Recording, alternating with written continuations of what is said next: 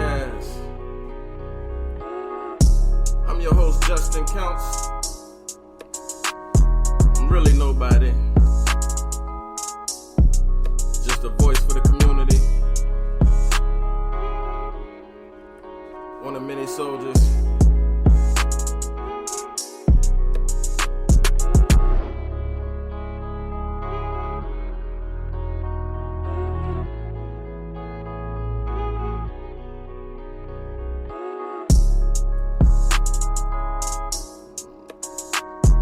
Episode for you guys today.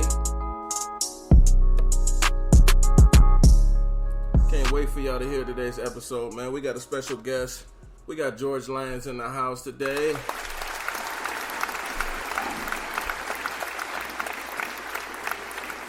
Yes. George Lyons. He's running for one of the judge positions here in Jackson County. We're going to bring him on the line today, just to talk to the people for a little bit and let him tell you why it's important for us to have an African American judge in Jackson. He would be the first one, and we just rooting for him, man. We want to see it happen.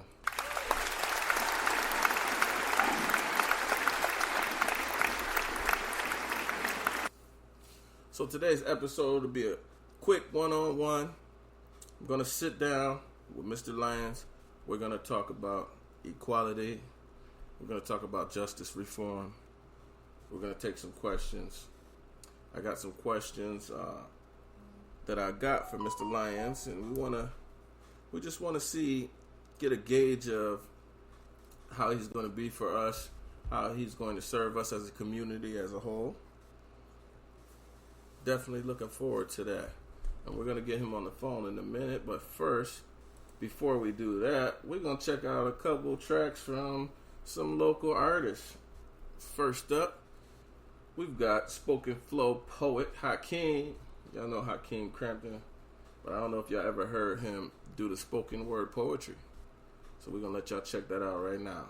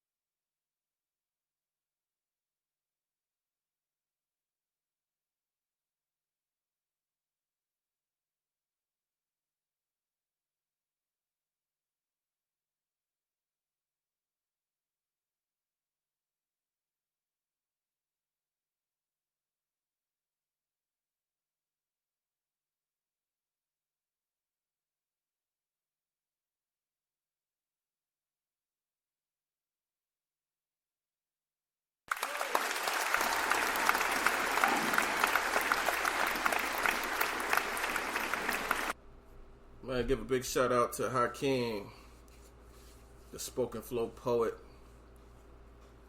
He had Got It Go featuring on that track. This Is How We Feel. Very nice track, man. I like that track. So, man, in local news today, came across something today I thought that was pretty cool. A program that helps young mothers finish high school. I don't know if you guys heard about it. It's called Hub Moms. Hub Moms. The program started in 2019. Looks like they are all about helping teens, young teen mothers. The program is at the Hub Teen Center. That address is 730 Thomason Street in Jackson.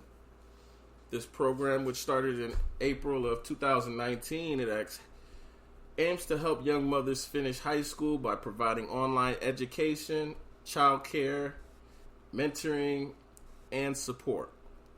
There's a wonderful story about it written in MLive. Suggest you guys check it out. And they're basically battling stereotypes, stigmas, and trying to fight to help break the cycle of teen pregnancy. It's a wonderful thing that they're doing, and I think we should go and check that out and support that. All right, but we're gonna get one more song, man, before we get to our main interview. Let's see who we're gonna play now. There's an artist from Jackson. His name is AOZ. He's got an album on SoundCloud. It's of the Block alumni solo debut. And I think we're going to play this song here called Streetlights. It's featuring Miles Young and Nave No Bleed.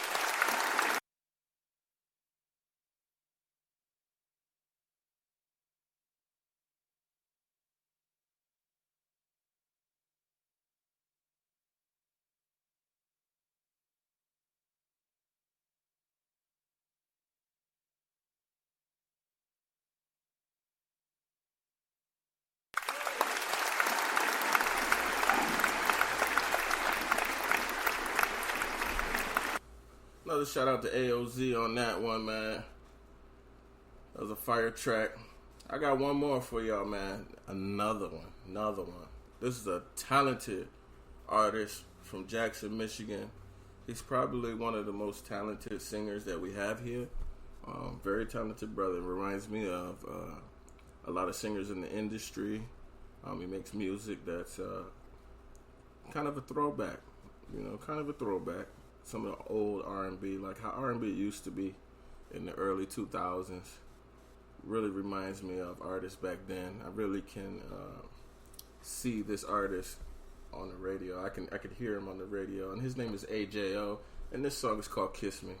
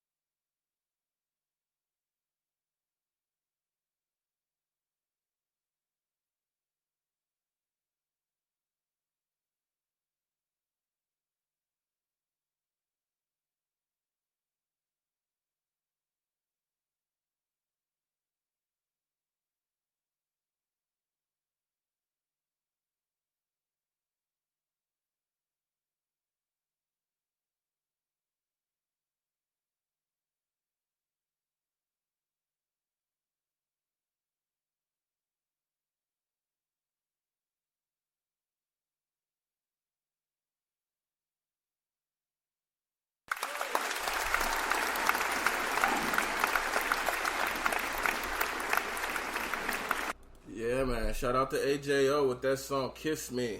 I told y'all. Very talented brother. Very talented. Shout out to AJO. Let's give him another round of applause on that one. Kiss Me.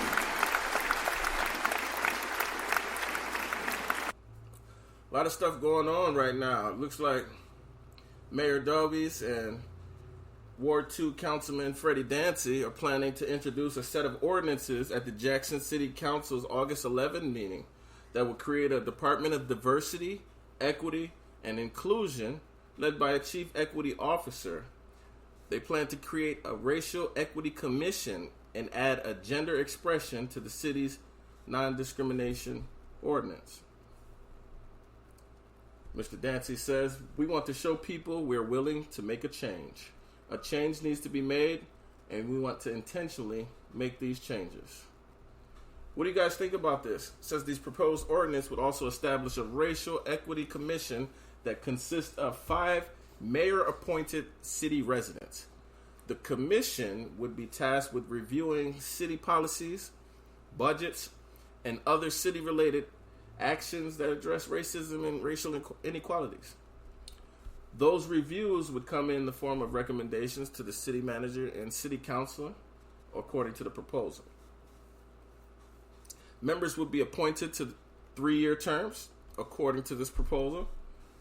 3 ex officio members, the city's chief equity officer, a city council member, and a representative from the Jackson County NAACP also would join this commission.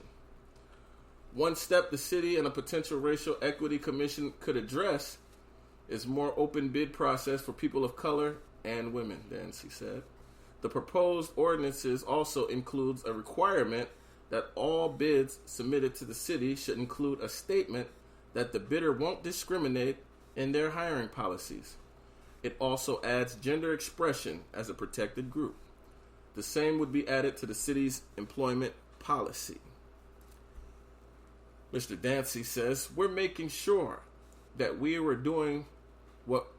we're doing is right and is fair, and giving them the opportunity to bid on projects, bid on work that the government has going on, and trying to see what we can do.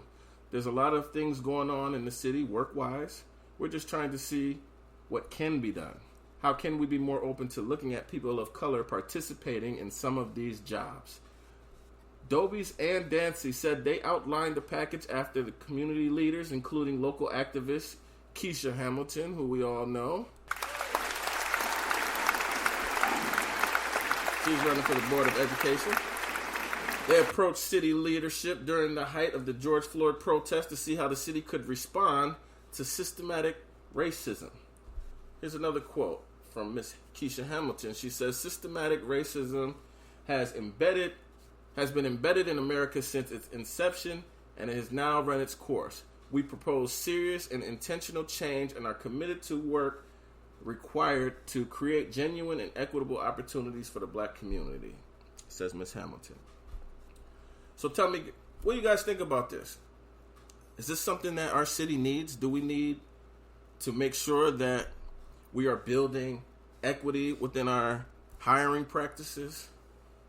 Do we need to make sure that our city and our county is also making sure that they're looking at a more diverse group of people when they're hiring for these jobs? Or better yet, how about we hire some local people to do some of these contracting jobs that we have available right now in Michigan? I mean, I see road crews out working, but very rarely do you see diversity amongst these crews. So these are some things that they want to address.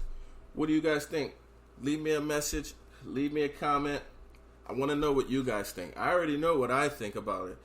I would love to be on one of these. I would love to be in this equity commission. I would love to be there. You guys already know that I pride in being the voice for the people. Trying to understand the challenges that the people are going through. Because I myself have gone through those same challenges. I believe that these are positions that we need in our city.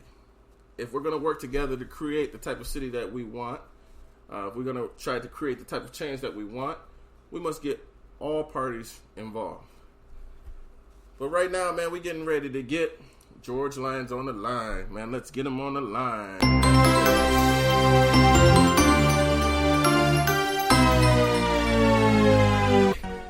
All right, bro. All right. We're back. We've got Mr. George Lyons on the house. He's in the house. Came to stop by. And how is everybody doing tonight? Man, hopefully everybody's doing good. I know we're doing good over here at Community Soldier. We just want to talk to the people a little bit, let them know what you got going on. We know that you're running for one of these judge positions. Right. Let me say, number one, I appreciate the opportunity to be on your podcast, man. I appreciate what you're doing, reaching out and making an affirmative difference in the community. And your actions and your positions are really appreciated, brother. Yes, I am a candidate for the 12th District Court here in Jackson County. As you know, the primary is the 4th of August, this coming Tuesday. Mm-hmm. I'm asking the people to write Lyons on the line and write me in.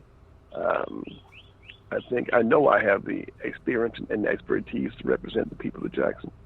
Yes. I feel that it is important for us to have you in there to represent. It represents equity in my opinion. Making sure that we're being represented in every aspect of life. I would definitely love to see you get there.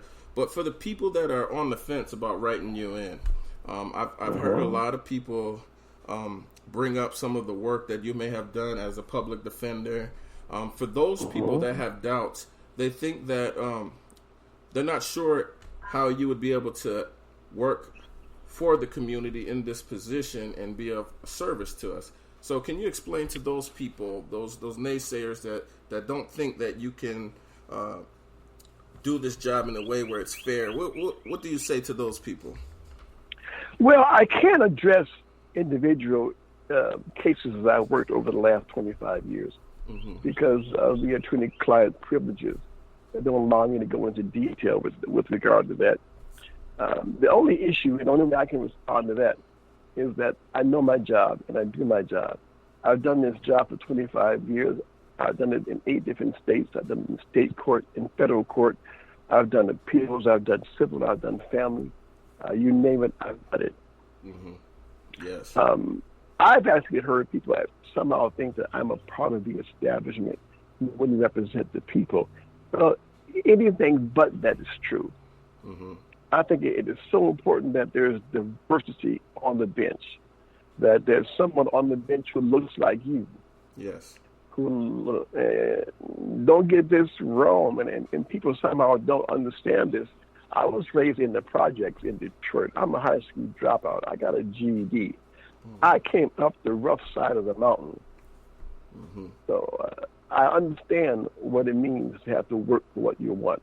I understand a number of things that perhaps some of my opponents don't understand. Yes. So I've heard it couched about me in rather unkind terms, and Uncle Tom. Have you heard that one? I've heard that one. I've been called that myself.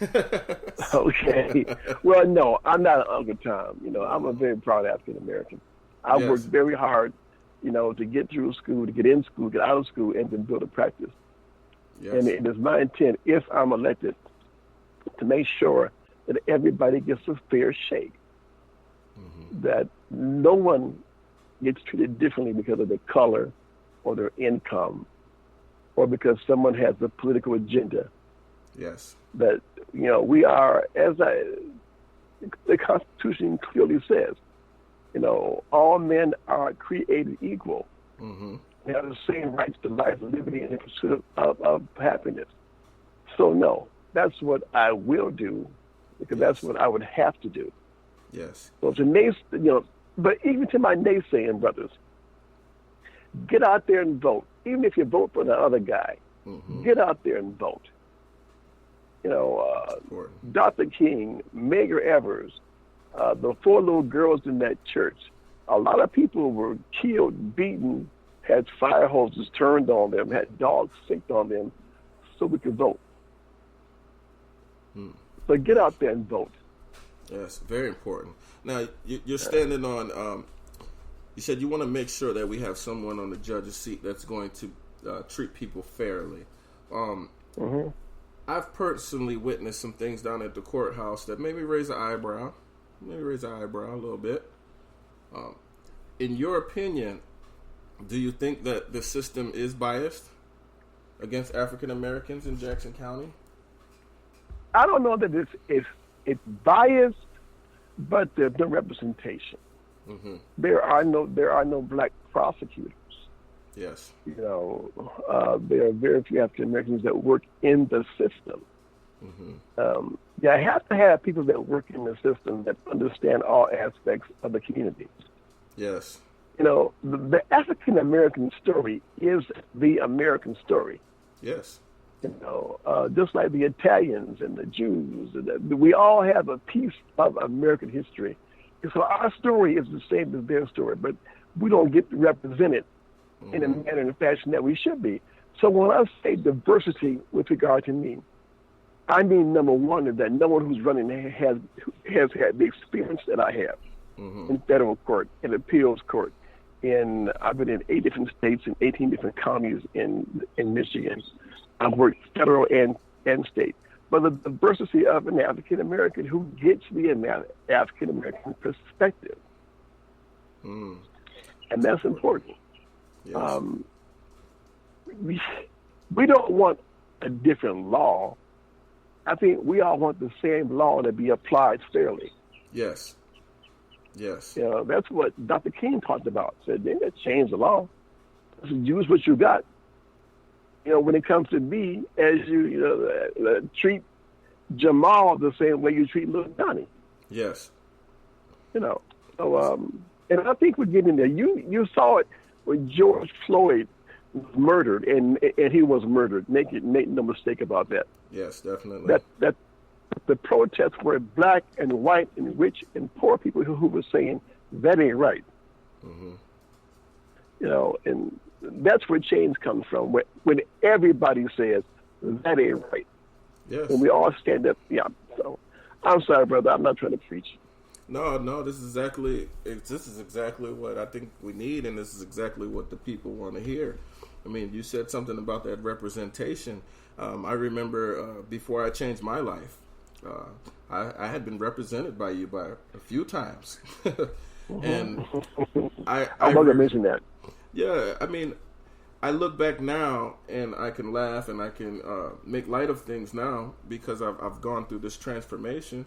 But I can distinctly remember watching brothers like you come into court, and I would see how hostile the environment would be, and I would watch you talk, and I would listen to you, and it inspired me in a way because not many times do we get to see educated black men in positions of power, doing this thing. So, like you said, that representation means a lot. I truly miss Brother Warnsley, the bailiff that used to work down at the courthouse. Man. Let me tell you something. I met him when I was a snot-nosed law clerk working for my friend and mentor, Daniel Reed. And he looked at me and he said, boy, one day you're going to be the first black judge in Jackson County. Wow. This was 25 years ago. Wow. And I recall thinking, what is this guy talking about? But over the years, Ron mentored me. Ron scolded me. He criticized me. He cheered me on. And I wish Brother Ron were here. Yes. Brother Ron and my other mentor was Pastor Frank Hampton.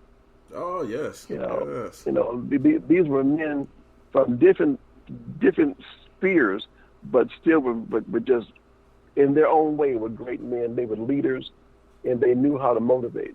That's very true.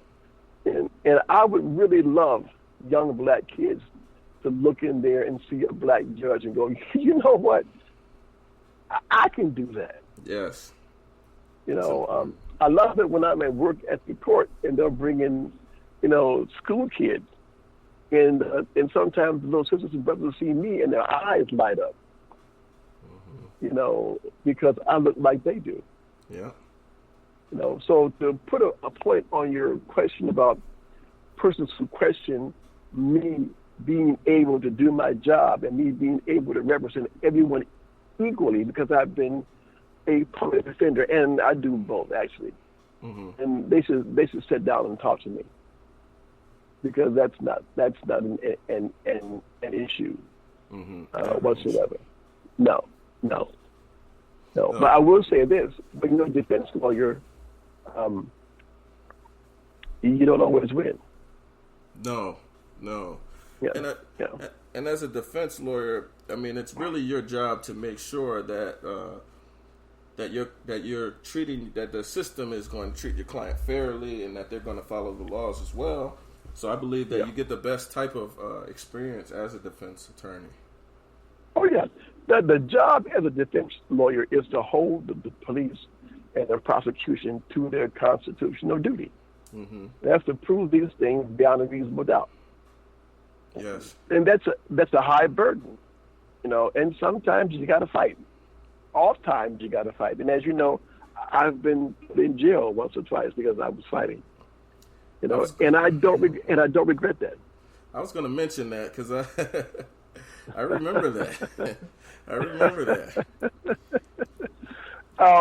Let me tell you this. Years ago, when I first started out, I worked for Danny Reed. Mm-hmm. And he once told me, George, if you get locked up anywhere, I'll come and get you. But if I ever hear you stop fighting, I'll fire you on the spot. That's right. And I've lived by that. So it always, it always rubs me the wrong way when I hear someone say that I'm a sellout, mm-hmm. or I don't care about my clients, because I do. And my clients know that when I talk to them, I'm brutally honest about the facts, about the evidence, the proofs, mm-hmm. and what I think we can do. Yes. And like I said, when you're a defense counsel, no, you don't always win. No. But your job is to limit your client's exposure to the best of your ability. Yes. And I believe you've done a good job at that. I try to tell people not to let their personal feelings get in the way of what the right thing to do. Some people may have been represented by you in the past and may have lost the case, and now they have animosity and believe that they were offered up to the system. A lot of people have I don't know if it's a false misconception or if it's the truth, but a lot of people believe that the defense attorneys are friends with the judges and friends with the prosecutors, and that they believe that prosecutors and defense attorneys make deals. Well, let me just say this. Defense counsel and prosecution are adversaries. They're not enemies. Mm-hmm. So we don't walk around the halls, with bags of rocks that we throw at each other. No. But we have different responsibilities. Mm-hmm. So are we, do we think what the allegations are is that we collude in such a way that it harms the defendant? Mm-hmm. And in my case, no. And I'd say hell no, but we're on the air, so I won't say that. That's all right. It's internet radio. No. Okay, hell no. No, there's no collusion, mm-hmm. that I've seen between prosecution and defense. Mm-hmm. Are we mortal enemies? No. No. No. That's no. Now you see me in trial. When I'm in trial, yeah, we are. Mm-hmm. Because that's war, baby. Yeah, it's game time. Yeah, it's game time. Like Frazier and Ali, when they square off, baby, Yeah. It's on. Yeah. So, yeah, but I've heard that there's collusion and you're all in bed together, and I just never seen that. Not here, not in Detroit, not in federal court, mm-hmm. Not in a case of a speeding ticket or in a homicide. Mm-hmm. Have I seen that? So. Yeah, and there's one more thing, again, to put a point on this. Mm-hmm. Much of the criticism that I've heard about myself comes from people whom I have never represented. That's interesting. Isn't that interesting? That's interesting. So, again, I love them. They're my brothers and sisters. If you don't want to vote for me, vote for somebody. Get out there and exercise, that franchise that, many have died. People have died. They've been lynched. They've been beaten. They've had all types of bad things done to them for our right to get in line and vote. Yes. Don't throw it away. But, I wouldn't mind it if you did write Lyons on the line. Yeah, well, we're going to write Lyons on the line. And I've been telling everyone why I'm going to write Lyons on the line. I believe that you're the best candidate to choose from, honestly. I believe that you're going to represent us the way that we need to be represented. And like I said, like you said, we're not asking for any handouts. You know, a lot of times when people do wrong, they understand that they've done wrong. The part that makes people upset is the unfair treatment within the court system. When you sit as a defendant and you're watching person after person be sentenced, or person after person see the judge, and when it's time for you to stand up there and talk, or it's time for the judge to talk to you, and you hear how they talk to some of our African American brothers and sisters versus how they talk to other people, it's a huge difference. It's a huge difference. And I believe that by me voting for you and putting you up there, I believe that will change, because I don't see you as a person that's going to look at a brother and say, hey, this guy he's worthless, he's not worth me saving. No. You know, let me just send this guy to the moon.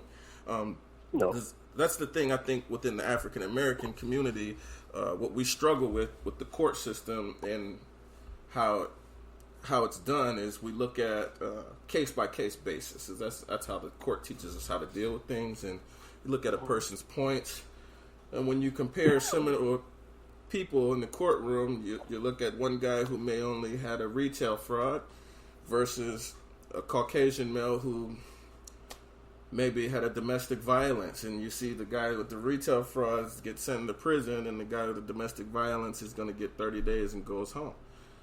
Those are the things that are frustrating, and I think that's what causes the misconception of the defenders working with the prosecutors. Okay, and you know, the Constitution says this in the 14th Amendment, that similarly situated persons have the right to the same treatment under the law. So it gets back to what we just talked about and what you just said. We're not asking, no one is asking for special treatment. Mm-hmm. Everyone's asking for the same treatment. Because it might be that one brother needs to go to jail. Mm-hmm. But let's make sure that the time he does is consistent with what everybody else who goes to jail for the same thing and who has a similar background. Yes. You know, so what you're talking about is consistency and continuity. Yes. But you know what, brother? It ain't always about going to jail and punishment. It's about sometimes what can the court do to redirect people in such a fashion that they don't come back down there and they can improve the quality of their lives. Yes. Now that's what we're talking about. Yeah. So it's the issue of jail should be the last step. Judges, the last thing they should want to do is to lock you up. Mm-hmm. You know, you have to understand why you're here, how did you get here, where are you, and is there anything, are there any mechanisms available to the court to assist you to overcome whatever hurdles or whatever speed bumps in life that got you to where you are. Mm-hmm. Yeah, I don't think the court takes any special consideration like that. Well, I mean, I think it should, and I don't know if you heard me speak before, but we've got to address, you know, mental health issues. Yes. We have to address drug addiction. We have to address those persons with mental health problems who are self-medicating with controlled substances. You know, and they just go in and out of the system, and no one gives a darn, and they don't get any help. You know, so there are a number of things that a court should be able to reach back and assist the public with, other than you did wrong and I'm going to lock you up as a consequence. Yes. I think that is important, because we have criminalized mental health, and yes, we have. We've criminalized the disease. And we've criminalized drug addiction. Mm-hmm. Yeah, we've been doing that for years. For years, since oh my God, when I was younger, back when I had hair, when they closed down. So I had hair back when I met you. You know, but they closed down Northville, sold the property off, you know, to build billion-dollar condos, and put all those poor people out to live, you know, and making lots under viaducts. in the city. So we have to turn ourselves away from punishment as the first and the sole response to certain types of criminal behavior. Yes. So those are the things that I have seen over the last 25 years that I'd like to make a difference. And to just get the one thing straight, because I was on the Bart Hawley show, and we made the point, I made the point that crime and being African American do not go hand in hand. No. Crime goes hand in hand with poverty. Crime goes hand in hand with a disparity in economic opportunities, educational opportunities. But it has absolutely nothing to do with the color of one's skin. Definitely. And there's just a number of things I'd like to do. And I don't know that I can get them all done, but I'd like the opportunity to begin. And maybe there's some young sister, brother out there listening to this podcast who, by the time, if I'm blessed with this job, by the time I'm prepared to turn in my road, they're prepared to step up. Yes. Yes. That's what I'm talking about, man. Yes, this is exactly what we need. That's exactly what we need. I think, especially with the court system and having at least someone for the children to look up to, like you said, that's very important. Like I said, I looked up to Brother Warnsley. I remember many times in court. I remember the first time I saw him ever. I came to Michigan in 2005. In 2006, I caught my first case ever, misdemeanor marijuana charge. I was a kid fresh out of the Air Force. I had just got out of the Air Force, had a bag of weed, and get locked up. And I'll never forget the judge. He spoke very hardly to me, treated me very harshly. He spoke as if he knew me. And the words that he was describing me as, it just wasn't me. I didn't understand how he could talk to me in such a manner. And what made me think about now, and you running in this position, I think that we need a judge that's actually going to care about the people and actually try to get to know the person that he's sentencing. I don't think that they take those, I think the character statements, they just get overlooked. I mean, I don't know if we're doing that the right way, if we're presenting these character statements the right way. Well, as a general rule, anyone who comes before the court has a right to be treated with respect and dignity. Understanding and appreciating this, the judge works for the people. The judge is a servant of the people. The judge is an employee of the people. So when you walk into that courtroom, yes, you have to respect the courtroom because we have to be respectful of the law. But you're walking into a courtroom that belongs to you, the people. So you shouldn't be made to feel intimidated. You shouldn't be made to feel uncomfortable. And now I do appreciate that. We're in there, we're talking fast. Sometimes it sounds like we're not even talking English because we use certain jargon. Yes. And that's why one of the things I want to do, should I be elected, is at least 3 or 4 times a year, go out in various communities and talk to people and answer their questions, and so that they're more comfortable with the court. I think that's very important, that the court has some hands-on experience with people in real time, in real life, with real questions about real things. And that's also how change happens, by suggestions made by the guys that pay the bills, the taxpayers. Yes. That's one thing. I definitely agree with you on that, and especially with the mental health. With my recent job position, I'm a housing advocate for Community Action Agency. I spend a lot of time in landlord-tenant court. And landlord-tenant court is a sad proceeding to watch a lot of times. You're watching people lose their homes and things like that. Several times I've had clients with mental health, cognitive abilities, limited cognitive abilities, and you could tell that they just didn't understand anything that was going on in the court. And it's sad because I don't feel that they're being represented right, because a lot of times they're just in the court, they don't understand what's going on, and they're just being shoved through the process without any real help.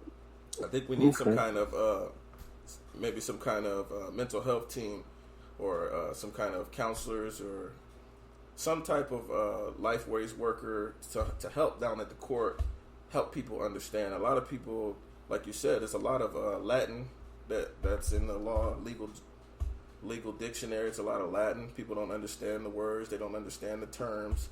And a lot of people just aren't represented in the right way due to them not being able to fully understand. No, and I think that we're in the same church, and we're listening to the same sermon. Mm-hmm. Again, it gets back to the courts, the judges, being not just a place of punishment, but a place where people go to get answers. Yes. And where they can go to get answers in such a manner and fashion that they understand their rights, and they understand what they have coming to them. Because you know what, man, if you don't understand your rights, you can find yourself in a bad place pretty easily. Mm-hmm. Very true. So I think it's very important that the courts reach out when it's possible to avail themselves to the public in such a way that the answers, the questions rather, that people really want answers to. And sometimes it can be just as simple as, I remember somebody asked me, Mr. Lyons, what does Nolly Prophecy Queen mean? Mm-hmm. And it's simple. It means dismissal. Oh, wow. Not prosecuting. Yeah. But there are so many things like that you hear, and sometimes they affect you, and you don't know what the heck is going on around you. So, yeah, I think it's important, and I would like to get out there if I'm the judge and answer questions, and sometimes get frustrated. That's part of the job, too, Yes. I mean, you can't punch me, but you can certainly holler at me. So we could take a hollering. Oh yeah, I can take a hollering, man. Come on, I'm a big, I put on my big boy socks. Yeah. And we can do that. But man, I have met so many good people over the last few months of this campaign. Yeah. Black, white, young, old. It has been. I've been driving down the street, and someone would drive by and say, "Hey, I put Lyons on the line." Yes. It was just cool. I get text messages, people on Facebook. I get phone calls at my office. Folks that I don't know want me to know that I'm going to entrust you with my franchise, with my vote. Yes. So it's been a fantastic time, man. It really has. It is wonderful, man. One of our security guards at Reed Manor just told me today, he's like, man, I wrote Lyons on the line. And Justin, that makes you humble. Yes. When somebody says, man, I got this vote, and I mean, let me put this out there. You, me, Bill Gates, we all got one vote. Mm-hmm. Bill Gates may have $20 billion, but he only got one vote. Yeah, that's correct. And they say, George, I'm going to give you my vote. It's powerful. It's powerful, man. And I want them to know that I'm going to bust my butt. I'll get there early. I'll work late. You'll get respect. You'll get dignity. And everybody is going to get the same treatment. Mm-hmm. And no one's going to get yelled at or undermined or made to feel as though they're not as important as the person that's sitting next to them or behind them. Yes. No, that's important, because it's not actually the judge's job to punish you, right? It's supposed to be a form of correction. Right. Well, and like I said, punishment sometimes it's going to be jail. Let's face it. There are times when it has to be jail. Yes. But It should only be what it has to be. The same hand that turns the key that locks the door has got to be the same hand that reaches out to lift you up. Yes, to be the lifesaver as well. Lifesaver, hand you a book, give you a sandwich, or more important, give you a dream. Mm-hmm. Very true. So it can't always be, oh, George, you did X, Y, and Z, 6 months in jail. Mm-hmm. Now, it may be, you know what, George, I'm getting tired of you. I'm going to give you the next 4 or 5 weekends. And maybe the last weekend, I'm going to have you go over to the Humane Society and help them clean up. Mm-hmm. There are ways to create, that punishment. But it doesn't have to just be, I'm going to lock you up and throw away the key. Yes. But sometimes we do more harm than we do good when we do that. Yeah.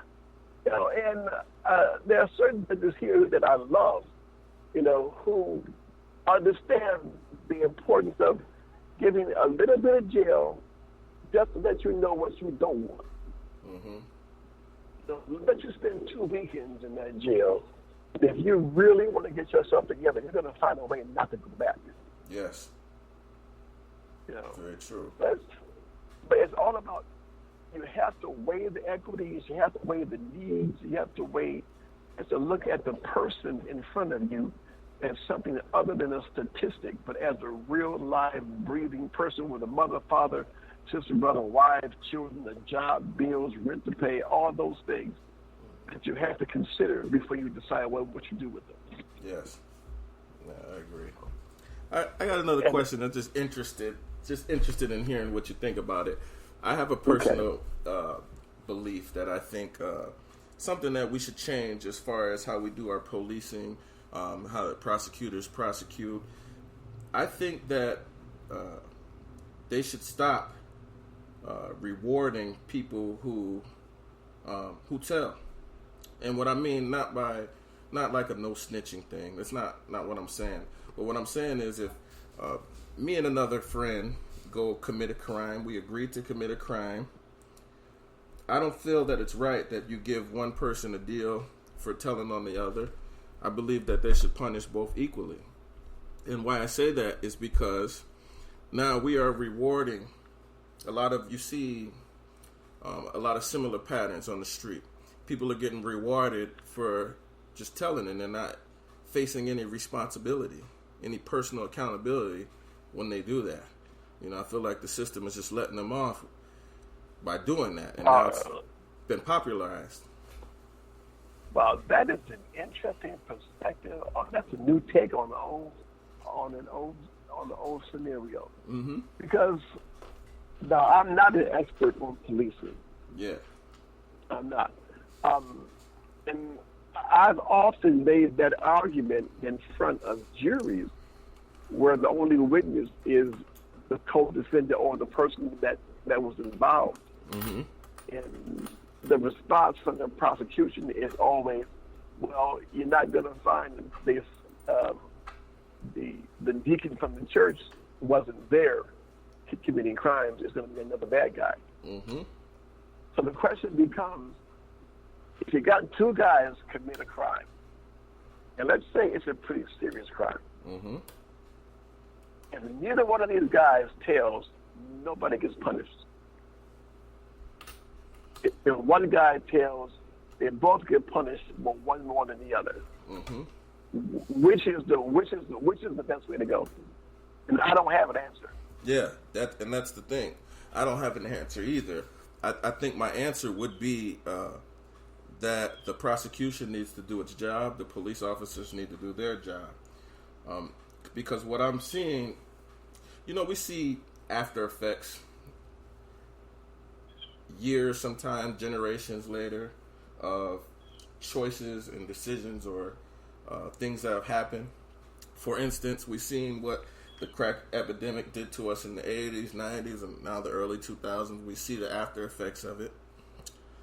Now, with this incentivizing the telling like they do, Now what we see is we still have old drug dealers on the street that have been on the streets for years doing the same thing over and over and over again. And people in the community, they know. They question these things. They say, how is this guy still out here on the street? We've seen him get arrested so many times. But yet this guy is still here. They're still doing the same thing. He's going to get caught next week, and we're going to see the same result.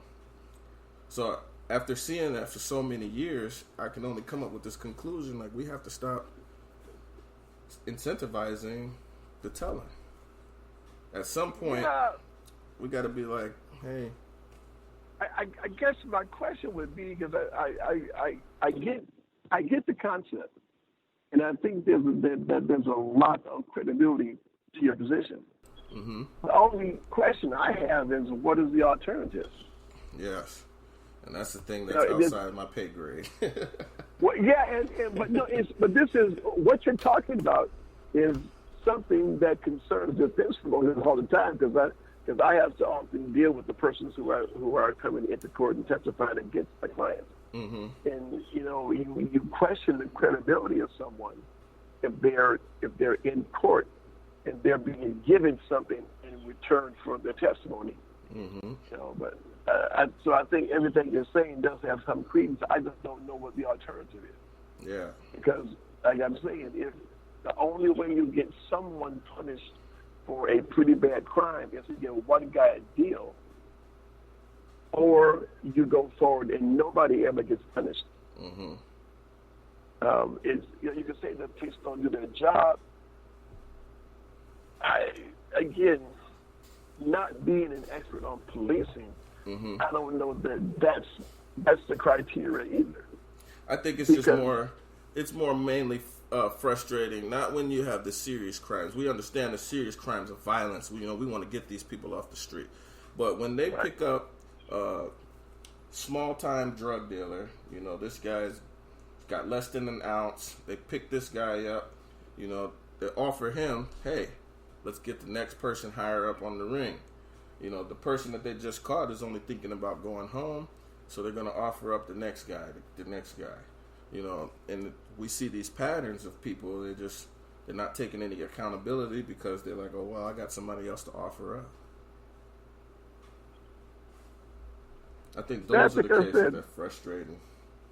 Yeah, I can see how they would be, but that's in terms of what is the answer, that I could not tell you. And I don't know that you can put that one on the cops, because cops don't give deals, prosecutors do. The prosecutors do. Mm-hmm. Right. So, and a cop doesn't charge anyone, the prosecutor does. Yes. The prosecutor has the absolute 100% sole discretion to decide who to charge and who not to. So that doesn't fall within the law enforcement's bailiwick. Yes. But it is an issue, and I think it's an imperfect form of justice. Mm-hmm. But it is some form of justice. Some form, yeah, and I can understand that too as well. Yeah. Now, I don't want to take up too much of your time, man. It's been a wonderful issue. I always end every interview with this last question, and it's a Jackson question. It's a community question. It's basically a hypothetical question. If there was any one thing, whatever it may be, whether it be a policy, a stigma, or a law, if there was any one thing that you can change to better our community as a whole, what would that thing be and why? I think I would like to see more outlets for young people. Yes, I'd like to see young people have more things to do, more places where they have access to computers and the internet, and to books, and to that they have more safe zones. Yes. Where they're allowed to be kids. So that if I could change anything, that's because they are the future. Yep. Yep. So that would be the thing that I would want to see done. Yes, I agree, man. We need a Boys and Girls Club. Yes. Yes. Excellent. Somewhere where they can just go and just be kids. Mm-hmm. Don't have to grow up too fast. Nothing. Grow too fast. There's no guns. There's no gunshots around them. No one's doing anything inappropriate. They're being monitored, and they can be secure, being young and silly and just you can recall those days. Yes. Yes. Those healthy young days when you were worry free. Yes. Yeah. There's not enough. There's not enough activities here. I grew up in New Jersey, and my parents made sure that we were active in sports at all times. So we had little leagues, baseball, football, basketball, swim teams, and that makes a difference. Yes, it makes a huge difference. I would love to see something like that. I think that would be wonderful.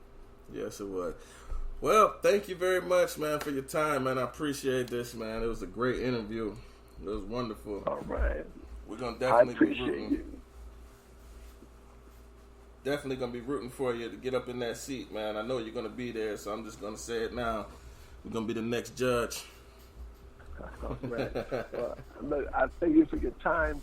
I thank all those persons who have supported me. Look, everybody stay safe, man. Stay healthy. You guys wear your masks. And write Lions on the line. And then fill in the dots.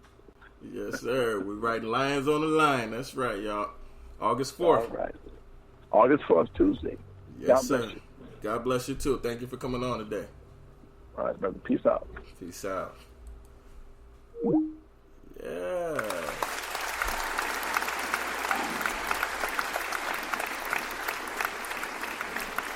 Man, that was a wonderful interview. Wonderful interview. I told y'all. It was a good show today. You know I can't end y'all just like that.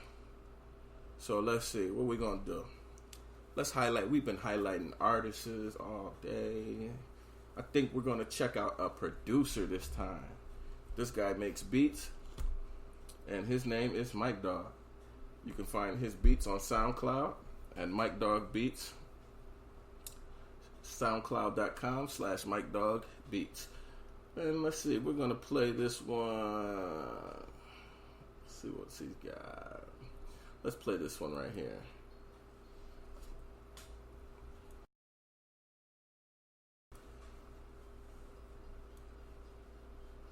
Thank y'all for tuning in. I appreciate y'all.